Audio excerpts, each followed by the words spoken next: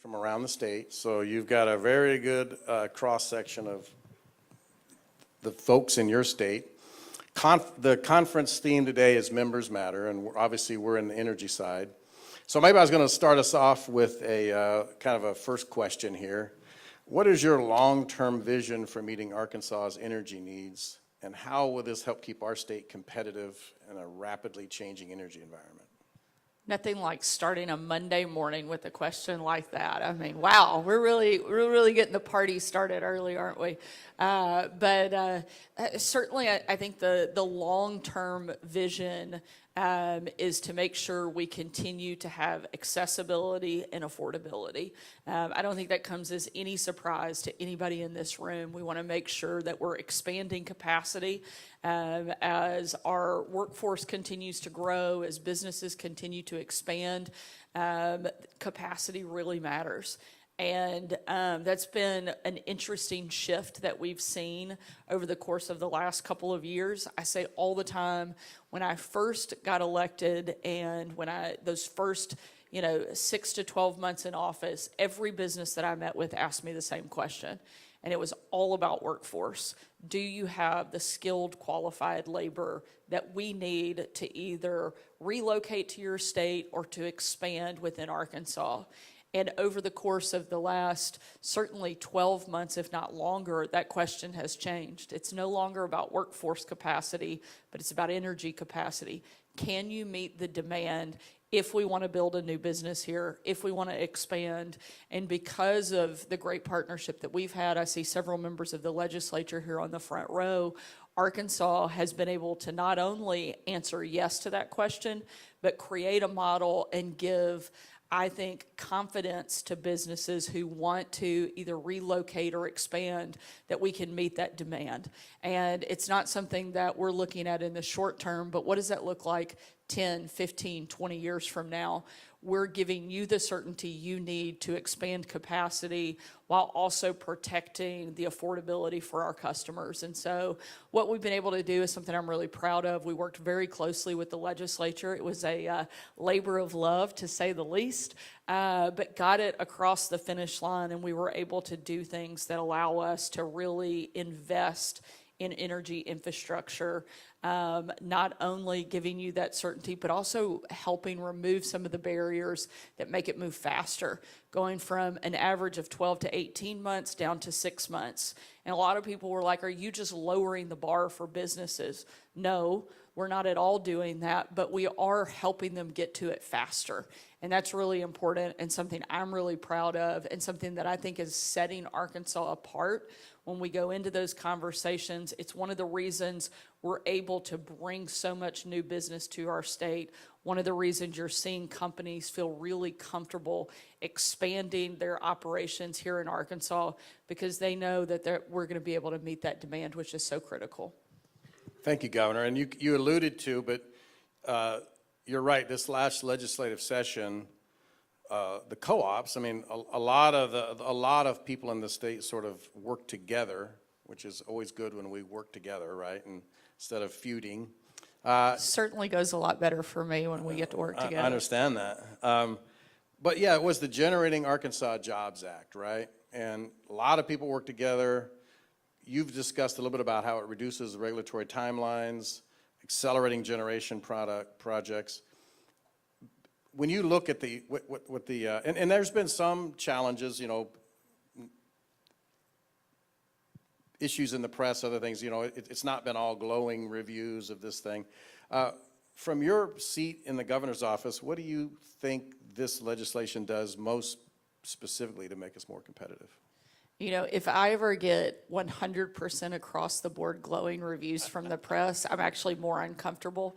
If they think everything we're doing is right, that's actually more problematic. But so it's always good to have a little bit of pushback from some of our friends and allies in journalism around Arkansas. But I think the biggest thing that it does is it gives people like you the co-ops, our utilities, the confidence to invest in capacity.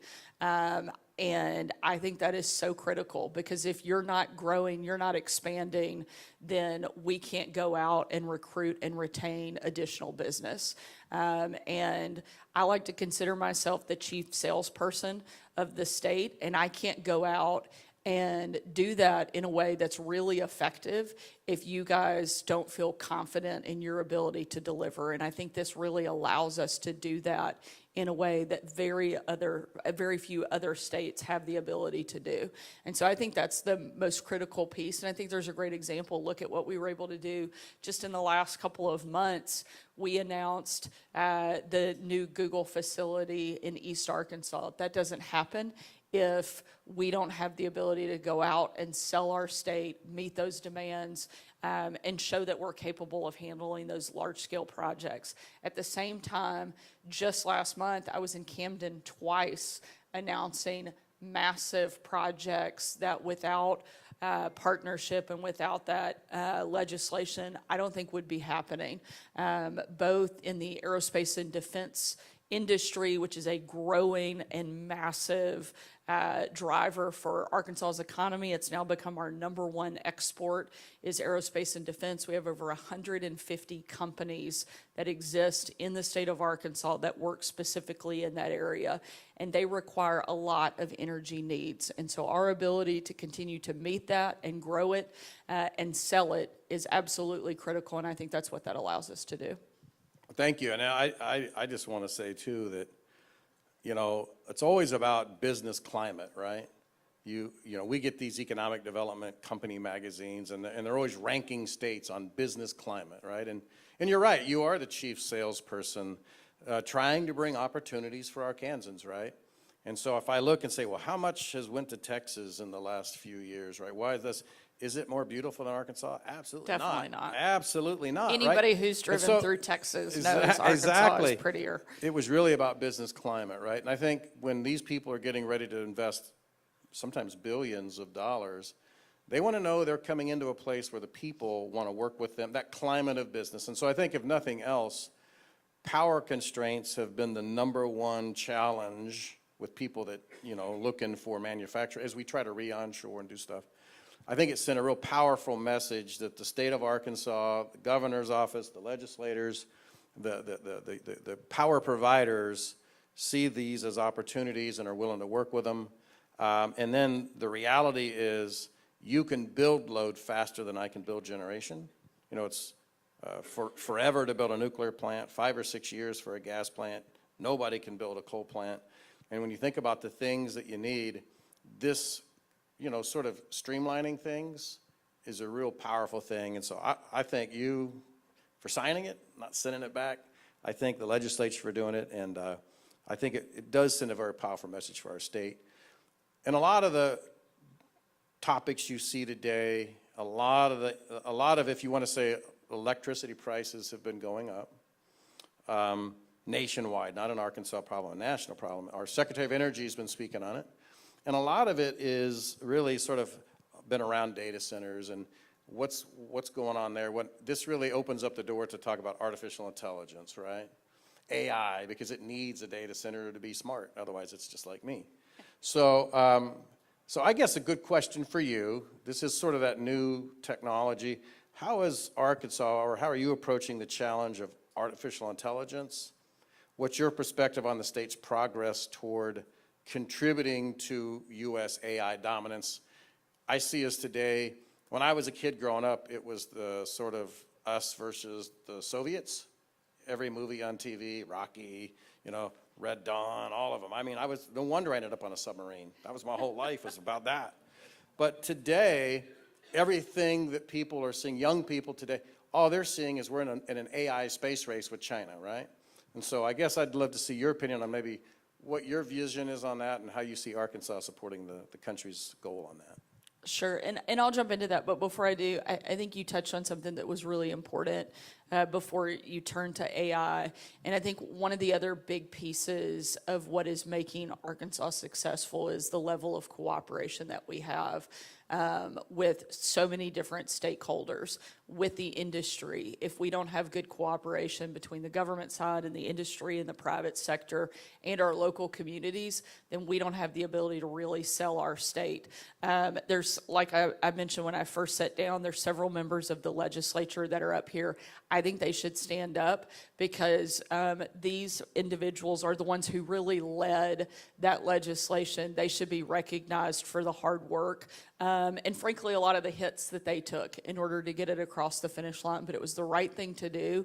And it ultimately is one of the things that is making a huge difference for our state because we have that level of cooperation and because of their leadership on this issue, we were able to do something that many states haven't been able to. And so there's 3 right here. I see one on the front row. There could Do we be want to others ask them out to there, stand? but I mean, we yes, have the I'm microphones. telling them to stand up. We and, can ask them to stand and be recognized. This room should cheer for them, yes.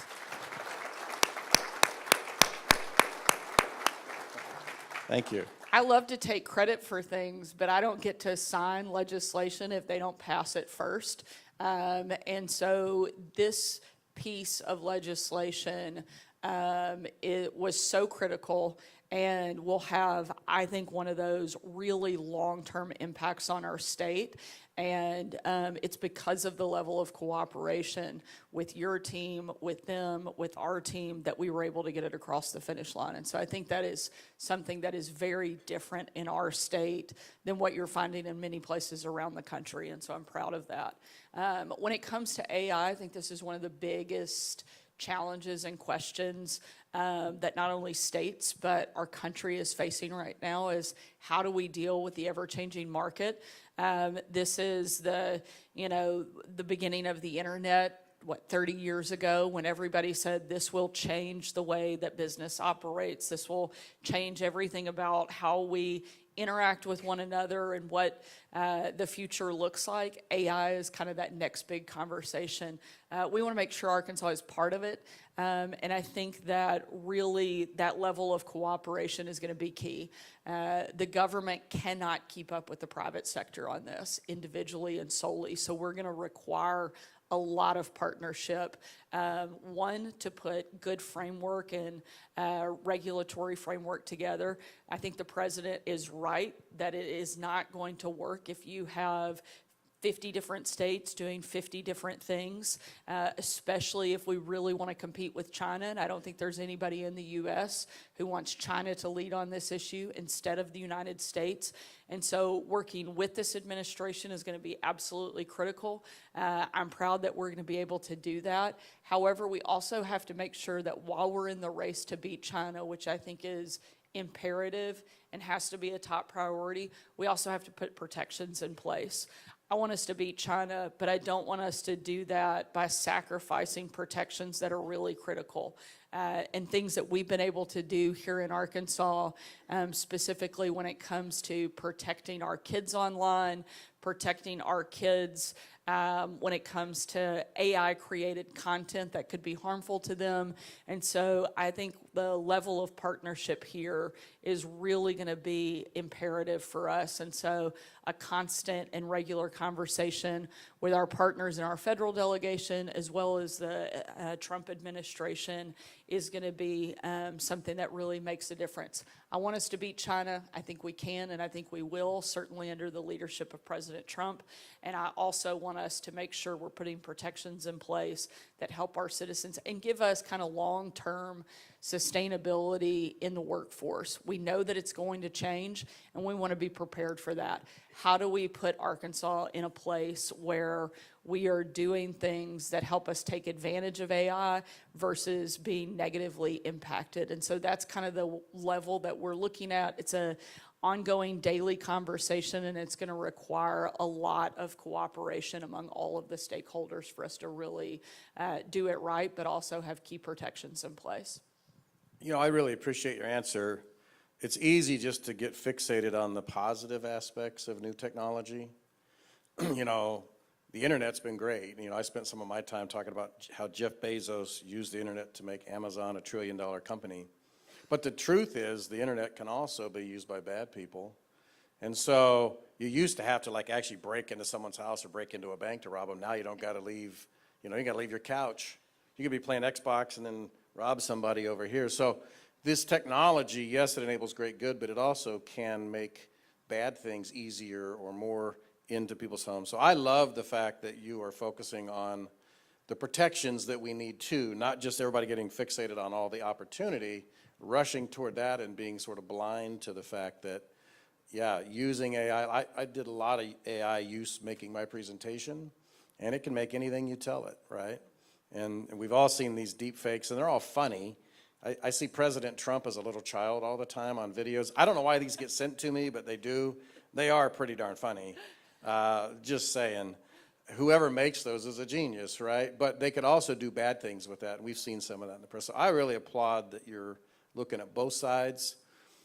The other thing about AI, it takes a lot of power, so we're in the power business, and we're looking at that.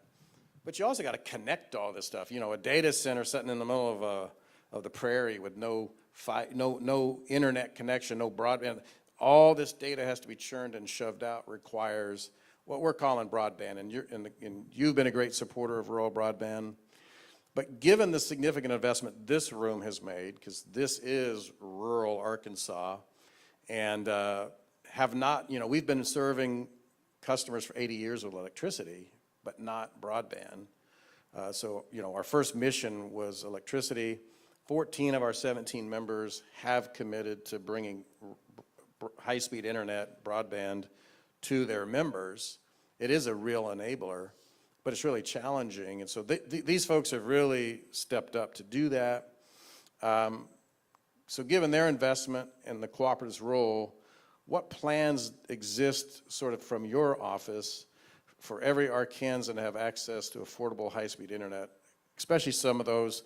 We've put a lot out there. There's probably still holes around the state where there is no access.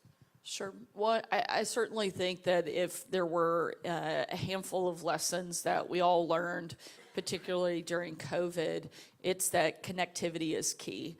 And that can be taken in a lot of ways, both online and in real life.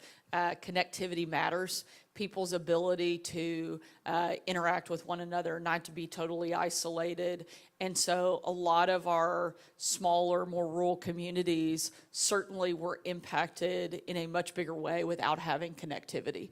And so that's been a big priority for our administration. I'm really proud of the fact that in the BEAD process, the federal government funding program, Arkansas was one of only 19 states to get $1 billion or more in award funding, ranking 9th nationally, which is a really big deal for a state the size of ours to be able to receive that level of funding. And we've been able to take that and use it, and we're actually, this is hard to believe for a government project, but we're ahead of schedule on getting that level of connectivity and making sure people have access. And that funding has allowed us to connect and get to the place where we're on track and have a plan to ensure that every single Arkansan has that critical broadband access. And so there are about 80,000 people, businesses, and homes that will be funded that will help us close the gap and finish ensuring that every Arkansan has access. And so I think that's a really big thing for our state and something I'm proud of, and we're going to continue to work towards, and something that you guys have been incredible partners in, and I think will be a great success story for our state and really help once again set us apart in a category that is very critical for long-term success of Arkansans. No, I totally agree, and I spoke at Farm Bureau, I guess last Wednesday, really talking about the similarities between their organization and us at the electric co-ops. But one of the things I kind of wanted to highlight to them was, when I throw up a bio slide, I've lived 19 places, right? So kind of a tumbleweed. And, generally if you're applying for a job, they're like, ooh, we don't want him. He doesn't stay anywhere. But a lot of that was military orders, but not all of it. But I grew up in rural Iowa. I love rural America. I loved where I grew up. I didn't stay there, though, because when I graduated high school, looked around, I mean, it was rural America and wasn't a lot of opportunity. So I joined the military to get opportunity, but then when I got out of the military, you know, I'm not home. And so I used to get out and say, people say to me, why do I advocate so hard for rural America? Because, well, I was a rural kid, but that life ended, and then I went into a different life, and the sad story is my kids, 2 of them are in the audience, one's at home, or working, he works remote, so this is a point to the story, is without opportunity, you got to go to where the opportunity is, and so you got to move. And so there's grandparents, you know, my in-laws, my parents saw their grandkids 2 or 3 times a year, Christmas or maybe summertime, you know, maybe they would come out. But that's a very different life than I have today. And I have a life where I sometimes think I should get a deduction on my tax returns for as many meals as I feed my grandchildren. They got to be 60%. We're not going to dependent do on that, me. buddy. I'm just going to. I know, you but now. if I could advocate, but I'm just saying, I have a son and daughter-in-law that both the jobs that they work, and even my daughter for a time, were able to live in this community. But my daughter at one point worked for a company in San Francisco. You know, the internet empowers that. It does help keep families together. So I said rural America's greatest export in Iowa wasn't soybean and hogs and corn. It was kids. Really smart, first-generation, work ethic children, you know, great values, hard work ethic, smart. They had to leave to go to where the opportunities were, and those communities exported all their talent and all their young talent. And I am passionate about keeping Arkansas's smart, bright, motivated, hardworking, values-driven people that grew up here like that. I think high-speed internet provides those opportunities. So I just want to tell you, everyone, we appreciate all the support from your office, from our state, to help us on that journey to sort of help rural Arkansas get high-speed internet. But I am going to shift gears, because that's what I do, right? Now I'm officially nervous. I don't know where Buddy's going. No. First, it's tax cuts for grandkids, and now, you know, who knows where we're headed. Yeah, and for the bean counters in the room that watch my time, that was not a lobbying thing, so don't log that. At any rate, maybe more big picture. So we've talked a lot about Arkansas, but we are one state in a union, and as a governor, you have an influential voice on a national stage. What do you envision sort of as the future of energy in our country? Maybe, you know, beyond just our borders. Well, I think one of the things that we have done in a positive way that we should continue to do, and something that you're seeing our president do, is not to be afraid to be energy dominant. The idea that the United States should ever depend on anybody else for our energy is absolutely insane to me. We should be exporting, not importing energy. And so, and all of the above, more of everything, I think has to be key. And Arkansas is lucky that we have diversified energy here in our state, and we have to continue to do that. I think one of the next big opportunities in that space for Arkansas specifically, where we can lead on, is in lithium. And I think that is a gift that we have been given by nothing we've done ourselves, but it sits under our feet. But the job that we have is, how do we utilize it? How do we turn it into something that is a huge positive for our state? And we've made tremendous progress on that front. But I think that is one of the kind of next big spaces, is as we are looking at opportunity, that is one that Arkansas has a huge opportunity, and it sits underneath our feet in a way to take something in South Arkansas, where our biggest competitor when it comes to the lithium race is China. Once again, it is a place where we have the ability to lead and win over China, and we get to do that right here in our home state. while supporting business, while supporting industry, and helping power the rest of the world. I think that's a really special thing and something we need to take advantage of. And we have the ability to extract that lithium in a way that is much more environmentally friendly and a lot less disruptive than traditional practices that you've seen for that. And so I think that's a great opportunity, but we can't ignore all of the things that got us here. While I'm all about innovation and exciting new things like taking that lithium that sits in South Arkansas and utilizing it for our benefit, that doesn't mean we walk away from our oil and gas, even the coal plants that we have here in Arkansas. I'd like to see some more long-term availability and options to keep that on the grid for a sustained time. So I think it is a more of everything, all of the above strategy, and ultimately it has to be about America dominating when it comes to energy, space, and capacity, and not allowing somebody else to take it. I totally agree. I mean, you've seen I'm sure at some point we've splashed it out there everywhere, sort of we try to summarize all that, and we call it our balance of power, right? And there's every form of generation, power generation on there, and we sort of rank them by, how reliable and they are to and that's just all based on national data. But I do think that this concept of energy dominance, for a long time, I would say for not quite 20 years, but close, America sort of switched gears from being more power, more, dominating sort of as a society on new tech, new industry, new this. And we sort of like rolled up the sidewalks, and then our entire focus became about feeling guilty as a society that we had achieved something, and that achievement created emissions and, it's environmental concerns. And so really 100% of every decision that I've seen in the industry since I came out of the military has all been fixated on environment. None of it actually fixated on achieving anything.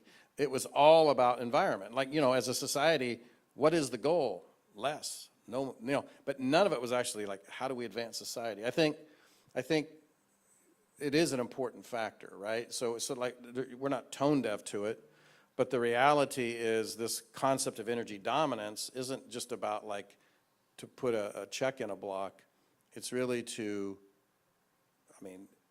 China, although you can go visit there, it's different than the Soviet Union. We couldn't when I was a kid. But to say they're not our friends. I don't think I'm being welcome in either of those two locations but I just don't, right now. In fact, I'm actually on a banned list for Russia, so that'll mess up my summer vacation. But China's probably not excited to welcome me in either. Yeah, not our friends, right? And they get very different goals from our society. So clearly, they're building a coal plant a week over there, 2, I think, if you do the math these days. They're investing in all of the above, right? And I think for us to wake up from our slumber and do that is great. I agree with you that lithium is a natural resource. It is valuable. We should do it. But I also say this. One time I had to take a trip to Monclova, Mexico. It's like deep in the heart. Because I had to go down there. They were building some equipment for us. And I had to go put eyes on it. You know how they send the engineer down to make sure they're building it right. And it was a long ways, and I rode with a Mexican man who had all gold teeth, and he spoke no English, but he drove 100 miles an hour for about 6 hours. And we got there. But when I got there and I toured this facility, the first thing in my mind was like, whoo, these people have never heard of OSHA or the EPA. I mean, they were blasting outside, and it was like 1,000 feet in the air, the cloud. Things you don't see in America anymore, they're happening in these places. So for us to, I think, take our rose-colored glasses off, do the best we can. We will do it cleaner and better here, but doing it here is good. The fact that you support that, we applaud that, so thank you. And I do think there's a difference, and you used a word that I think is really important, is reliability. There are some sources that are just more reliable than others, and we shouldn't be afraid to use them. And we shouldn't be afraid to continue to use them, because we will not be sustainable if we do not have reliable energy sources. And so, to your point, we already do it cleaner and better than everybody else on the face of the planet, and we shouldn't walk away from some of those traditional energy sources that frankly have allowed us to build this country, and that we can continue to operate cleaner and better than anybody else. The conversation can't be dominated simply by the environment side, but also the reliability and affordability piece have to continue to be a key and critical part of the conversation moving forward. Yeah, and you kind of took a moment to recognize that we get more done when we work together. And so there is a time in our history where it was all about development, and the environment was zero concern. And then, so if you go back and look at, there are times in America where rivers were catching on fire, right? So we can say, well, that's not good, I think.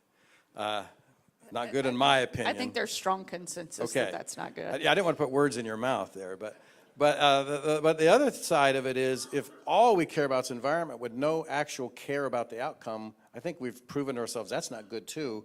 Because waking up in the middle of COVID and nobody could get medicine, and we don't, I mean, like, and we've sort of closed down infrastructure and energy, so that to do all those things requires this. I think, we sort of should say, look, the environmental sort of folks where that's their number one concern, we can't be tone deaf to that.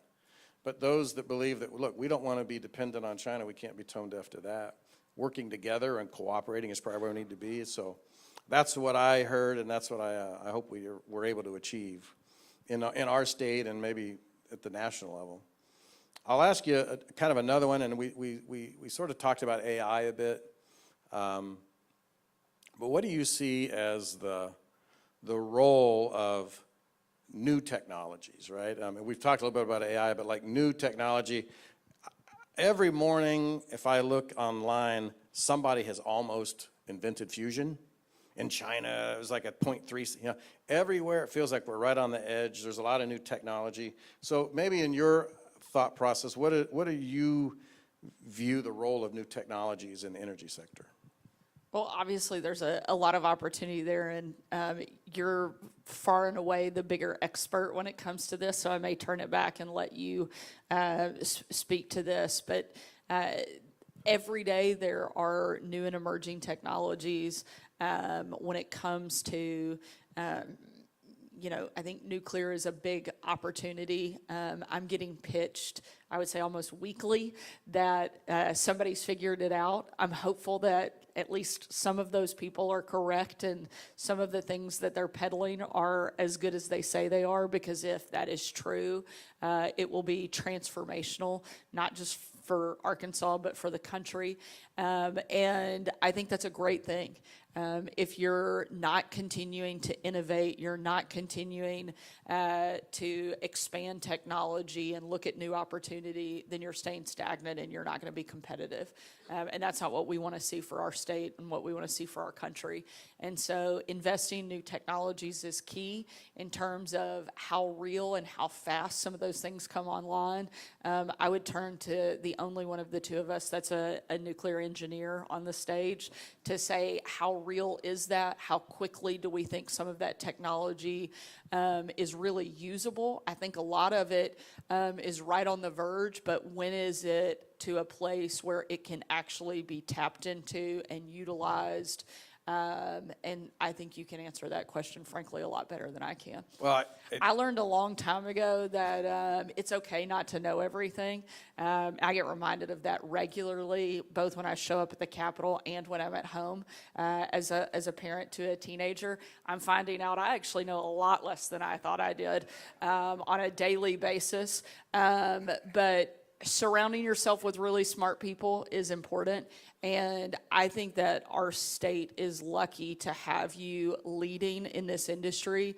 And I've said it many times, not just when I'm at your event and sitting next to you. I talk about it in meetings all over.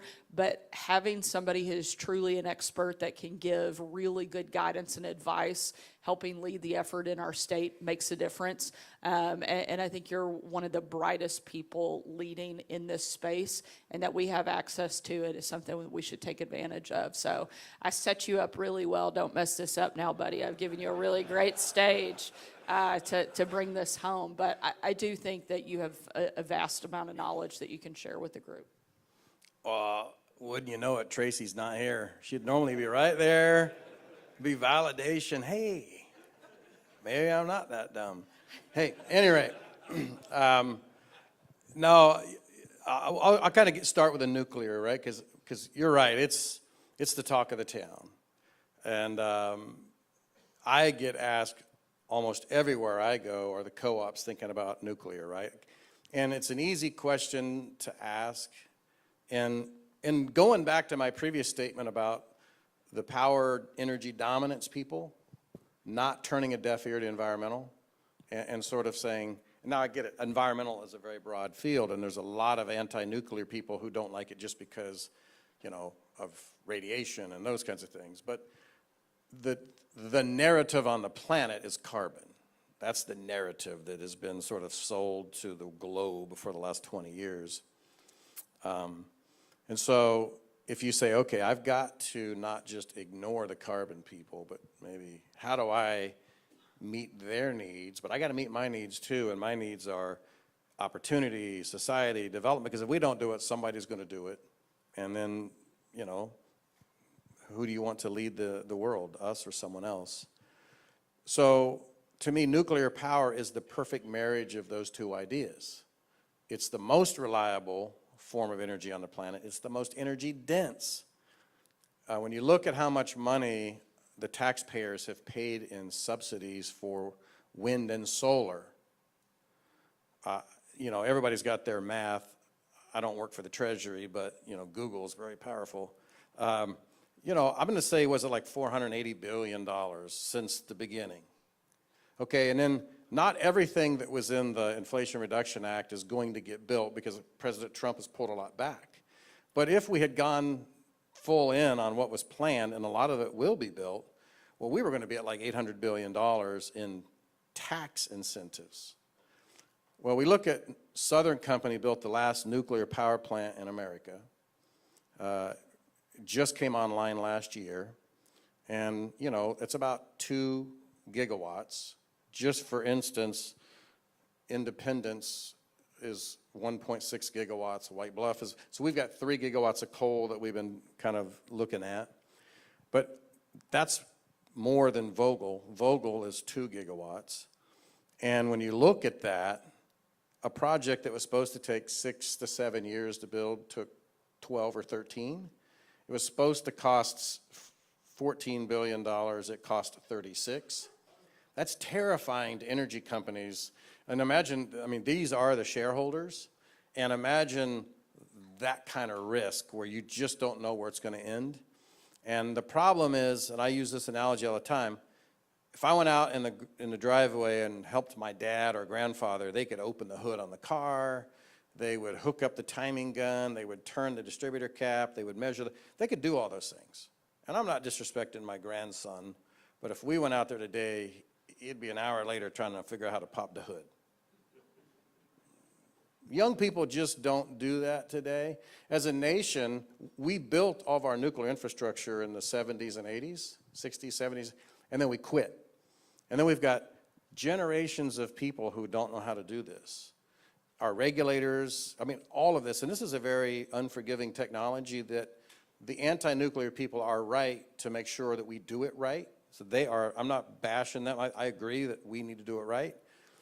But it's such a big thing and so risky that it won't happen unless there's a national will to do it. Because no one company is going to unveil this. I know we all believe in the power of the billionaires. You know, Elon Musk, Bill Gates, these different billionaire type folks, Jeff Bezos.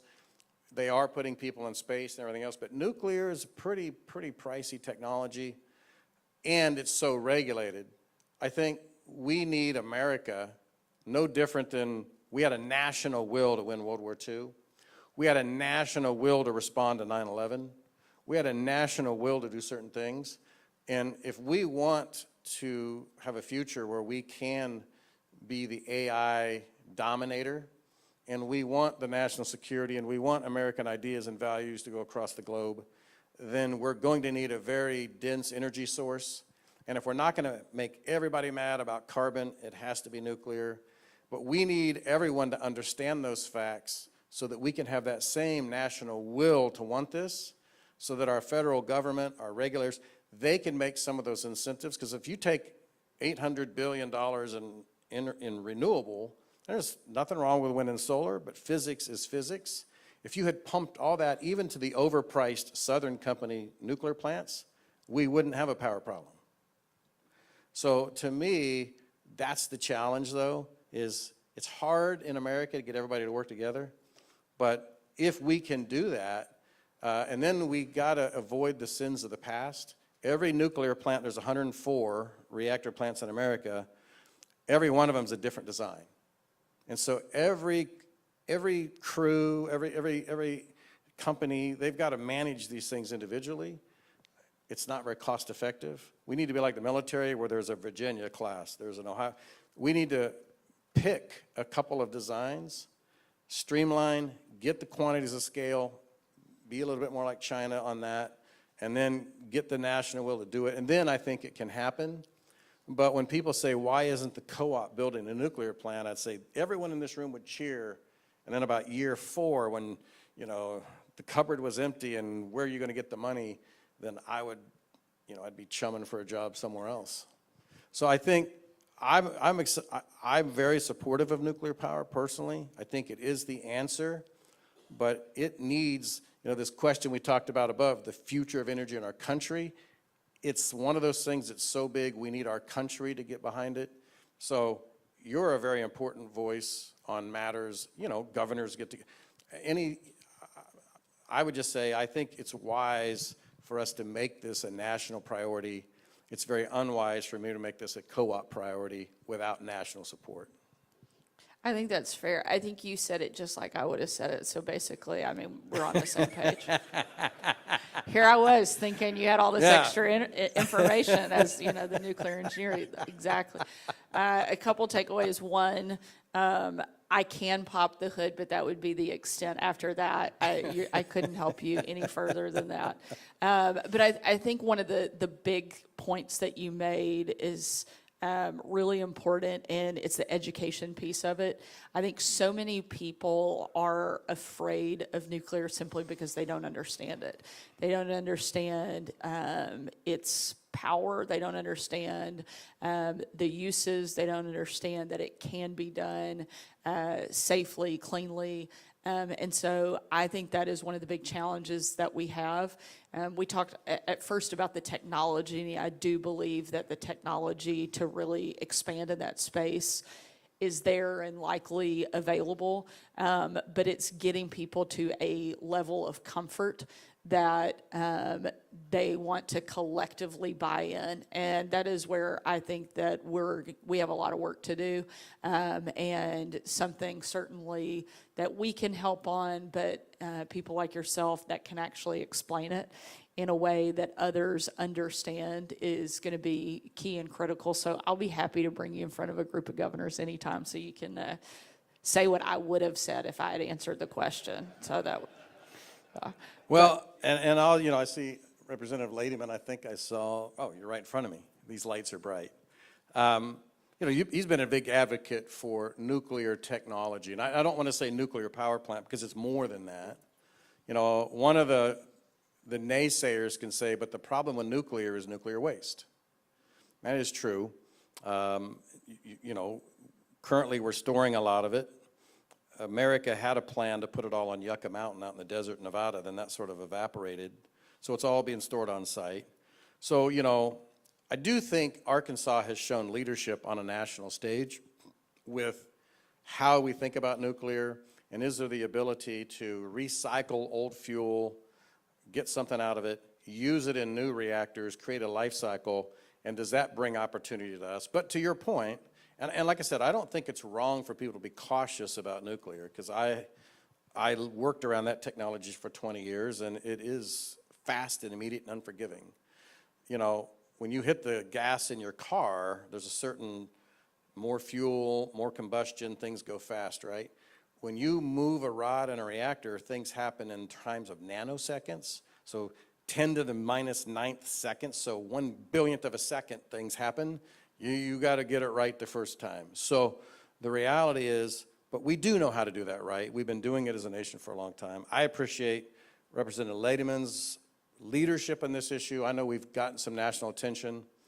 And I just hope that as a nation we can find the will to do it, because I think if we don't, I think we're heading down a very risky path. What's every utility in the country doing right now to keep up with demand? We're building generation, but what are we building? We're all building the same house, you know, made out of the same sticks, natural gas plants. And I love our natural gas partners and people in that industry, and they've been good, and we really have changed that. But at what point in your life did it get smart to put everything you care about in one investment? And it's a real-time investment. The other difference between a nuclear power plant and a gas plant is the power in the core versus real-time delivery, and you talked about reliability. So I appreciate leadership from our legislator. I appreciate you being a leader on this. I would be happy to come talk on it. And while there's a lot to be cautious about the technology, remember, for 20 years of my life, I lived no more than 300 feet away from a activating reactor, and I feel like I'm totally still pretty fine, normal. so. Yeah, absolutely. I said seems. Oh, okay, you thank know. you. I don't know. Oh, I'm kidding. right. I'm kidding. We got some questions other Got folks some want to questions. ask? I've got a couple questions from the See, audience. here I thought he was coming to shut us down, so. I can do. No, I'm just kidding. Just a quick question from the audience. You're the first woman elected as governor of Arkansas. You're currently the youngest governor in the country. You also hold the most title in the world, mom, for your 3 precious children. What's your experience been like in serving in this historic capacity? I guess the question is either as a mom or as governor, whichever one you choose to answer, or both, ma'am. Well, can we go back to the nuclear power questions? Yeah. I feel like, Yeah, I've got 4 kids that are grown, so I totally understand wanting to avoid it this time of year, but certainly, like any parent, it comes with its share of challenges. And to your point, I love that I get to be governor. I think it is the greatest personal and professional privilege and honor to serve in this role. Being a mom makes me a better governor because I have 3 permanent reminders that I'm going to be responsible of looking in the eye every day when I come home, and knowing that the decisions I made throughout the day have a direct impact on the life of my 3 kids, as well as every single kid growing up in the state of Arkansas. That's not something I take lightly. I absolutely love our state. I think Arkansas is the best state in the country, and I want my kids to love this state the same way that I do. I want them to want to grow up here. I want them to want to raise their own families here. And if we do things that matter, then that will be the result that we get. If we invest in things that matter, if we fight for the values that I think most of us who are from here grew up with, then our kids not only will have opportunity, but they will want to be here and be part of the culture and the history and the tradition that exists in Arkansas. And so I love that I get to be both. Some days I do it better than others. You know, I have certainly dropped my kids off at the wrong place for practice or forgotten to pick them up, but I'm showing up. And I think that's a big piece of it. I try to make it to as many of my kids' games as possible while not sacrificing the responsibilities that I have as governor. And so we learned a long time ago at our house that intentionality was really critical. And I was never going to be the mom who wins on the quantity side of hours, you know, at all the class parties. And, you know, no one has ever asked me to be the room mom for a good reason. I don't think I would be probably the best in that. But I find that showing up in the quality side really makes a difference, because I'm not going to be the one that can be in as many of the events and places. When I am with my kids, I put my phone aside. Our team teases me all the time because I go dark for a little period in the evening. And you can always tell when the Sanders kids have gone to bed, because I start rapid fire responding to text and email again, because I really try to spend that quality time with my kids at the end of the day and make sure that they know that they're a priority. And that is something that's been really important in our household, something we're going to continue to try to do. And I love that I think, what are the best jobs in the world, being governor and being a mom. And I think both of them make me better. I appreciate you saying that. I appreciate you saying that, and I appreciate the example you show for younger parents, and especially working moms, and how you can balance. If you're like Buddy and I, we forgot when we were younger, and we missed a lot of things. But I appreciate your values in doing so, and I'm sure your father and mom had some influence on your values, of course, too. Certainly, and continue to. My mom is one of the first, when she doesn't like something, she's the first person I hear from to let me know. She's probably one of the only people I'm still afraid of. And so somehow, despite the fact that I'm the governor, I'm still afraid she's going to ground me somehow. I don't know how that would happen, but I am thankful and lucky that I have two parents who poured into me and set a great example, and continue to be great mentors and people who have set the bar really high. And that's something I'm extremely thankful for and want to strive to in our own house. And I think part of that, and I should have mentioned this in the first part of my answer, is that having a great partner makes a huge difference. And people ask, how do you do it all? I don't. I have an incredible husband who steps up when I can't, and I have an amazing team around me that does so much of the hard work. I get to show up so often, and I come into something for 30 minutes that took days and days, sometimes weeks to put together. And the culmination of so many other people's hard work is what allows me to do my job and hopefully continue to do it well and do it effectively. Having a great partner that supports me every step of the way makes a big difference. And having a staff and a cabinet and team that really do so much of the hard work on the front end is game changing. I tell people all the time, I have the best staff of any governor anywhere in the country. And they show up, they work insane hours, often with very little credit, very little recognition. And without that, I would not be able to do the work that we're doing. Speaking of your staff, Faith told me it was a hard stop at 11, and I'm negligent by 2 minutes. And I don't want Faith to get on to me wherever she is in the room. So that'll have to conclude our session. Let's give the governor a great round of applause. Thank y'all so much for having me.